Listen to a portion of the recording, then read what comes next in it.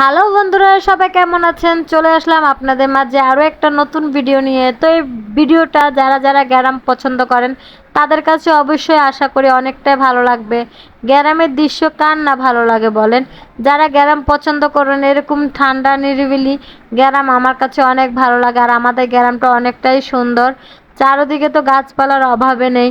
তো যারা যারা গ্রামে থাকেন অবশ্যই কমেন্ট করে জানাবেন। আসলে শহরে এই শান্তিটা পাওয়া যায় না, গ্রামে যেরকম একটা শান্তি পাওয়া যায়, খাইতে শান্তি, বসতে শান্তি, চলাফেরা করতে শান্তি। শহরে তো দালান কোটার কারণে হাঁটায় যায় না, চলায় যায় না।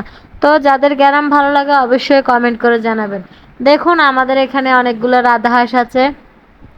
হাঁসগুলা মাশাল্লাহ অনেক সুন্দর দেখতে আছে। সাথে একটা পেয়ারা গাছ আপনাদেরকে দেখাবো। গাছে কতগুলো পেয়ারা দেখুন, এত ছোট গাছে অনেক পেয়ারা। পেয়ারাগুলা ছোট ছোট, বড় হলে তো গাছ ভেঙে পড়ে যাবে। কারা কারা পেয়ারা খেতে পছন্দ করেন অবশ্যই কমেন্ট করে জানাবেন। আমার কাছে পেয়ারা খেতে অনেক ভালো লাগে, আর আপনাদের ভালো লাগে কিনা সেটা আমাকে জানাবেন। তো আমার ভিডিওটা দেখলে আপনাদের যদি ভালো লাগে অবশ্যই চ্যানেলটা সাবস্ক্রাইব করে দিয়ে যাবেন, এবং কি সবাই পাশে থাকবেন। আমাদের আশেপাশেটা আপনাদেরকে ঘুরে দেখাচ্ছি। এখানে অনেক কিছুই আছে, গরু আছে। তো এই গরুর সামনে ঘরে একটা আমড়া গাছ আছে। দেখুন আমড়া গাছে ফুল এসেছে, আমড়া ধরবে। তারপরে এখানে আছে গরু। গরুটা আমি যখন গিয়েছি ভিডিও করার জন্য তখন আমাকে উকি দিয়ে চায়।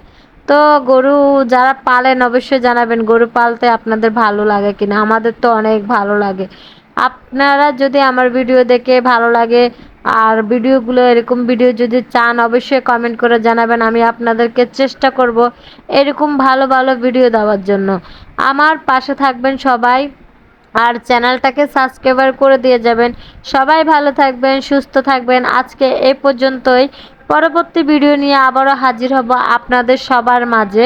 ভালো থাকুন, সুস্থ থাকুন। আর গ্রামটা কেমন লাগছে অবশ্যই আমাকে জানাবেন কমেন্ট করে।